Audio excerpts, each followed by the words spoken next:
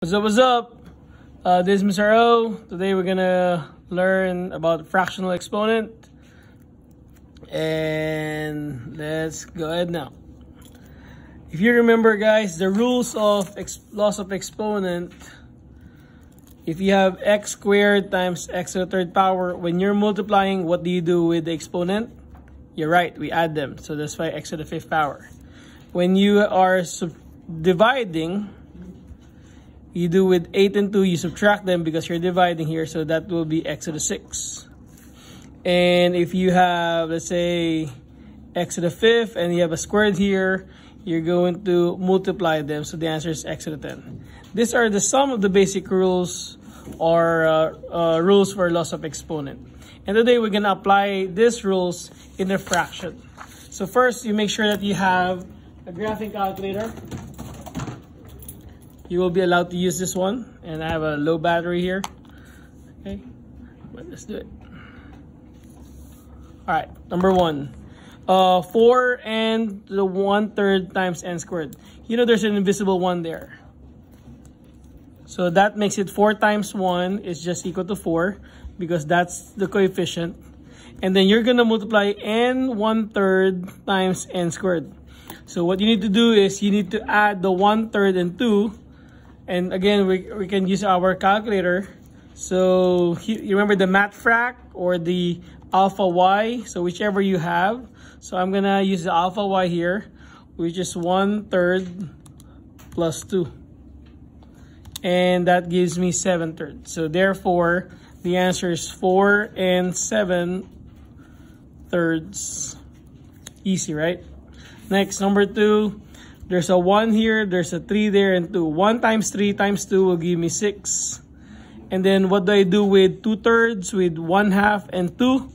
You're right, we're going to add them all. So it will become now alpha y 1, and then 2/3 plus alpha y again 1, 1/2 plus 2. Enter that one, it gives me 19/6. So this will be 19/6. Kaboom. Easy, right? So number 3 now is power of power. So basically 7/4. What do we do with 2? We multiply them. So you can use a different way. Parenthesis 7 divided by 4 times 2. Enter, give you decimal, put in a fraction form, hit the math, and then frac, enter, 7/2. So therefore the answer is x 7/2. Same thing here, we multiply 4/3 and 1/2. I'm gonna do the math again. Parenthesis, what's the question? 4 divided by 3, close, times 1/2. Times parenthesis 1 divided by 2, close, enter. It gives me decimal, so I hit the math. And then 1, enter. I get 2/3 there, so therefore x raised to 2/3 is the answer. Easy, right?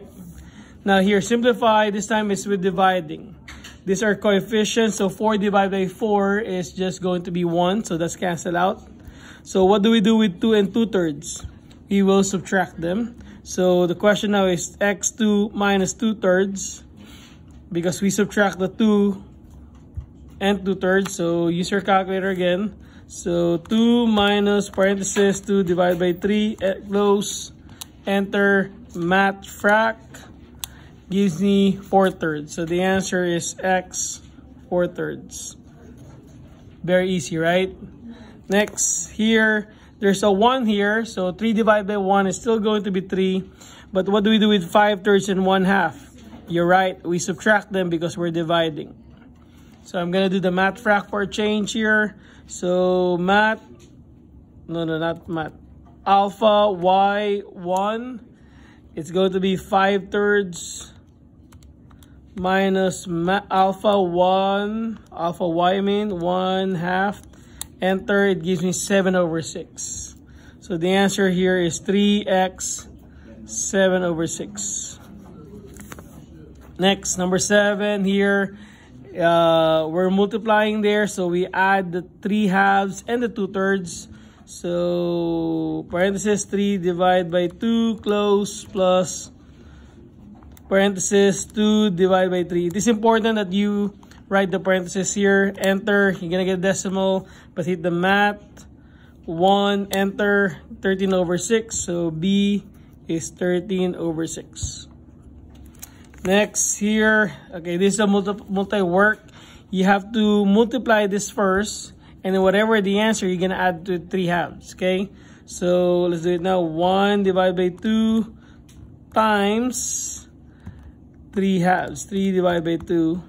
You multiply them, gives you 0.75, which is math 1, enter, that's 3/4. So this becomes B 3/4 times B 3 halves. What do we do with 3/4 and 3 halves? We're going to add them. If we're gonna add them, that gives you parenthesis 3 divided by 4 plus parenthesis 3 divided by 2, enter, 2.25, but hit the fraction, I get 9 over 4. So the answer is B, 9 over 4. It's too easy, right? As long as you know how to use your graphing calculator, you should be all right. One more here is a combined. So here we're going to subtract them because we're dividing.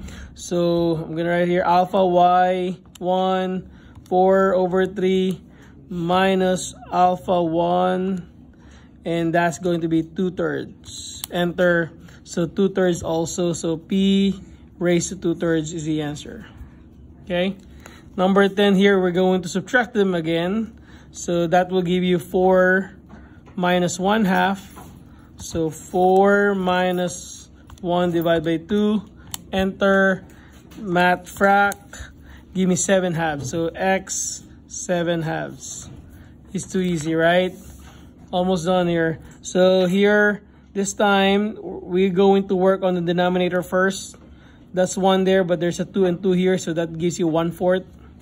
Right? Leave the P2 there for meantime.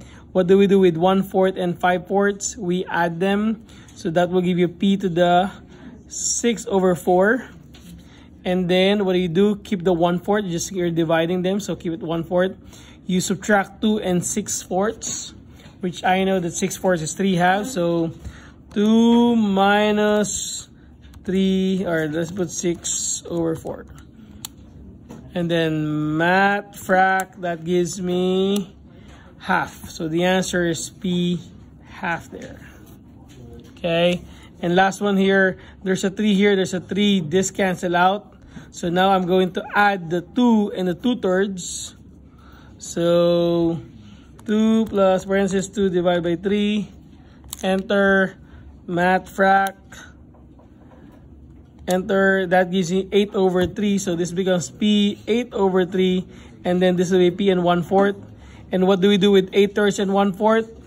You're right, we subtract them. Minus 1/4. Parenthesis 1 divided by 4. Math frac.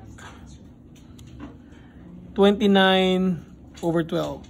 So the answer is P, 29 over 12. There you have it. Again, to summarize this one here, you really have to know how to do the rules of exponent, when to add, when to multiply, and when to subtract. So this is the basic which we have learned last time. So for the code,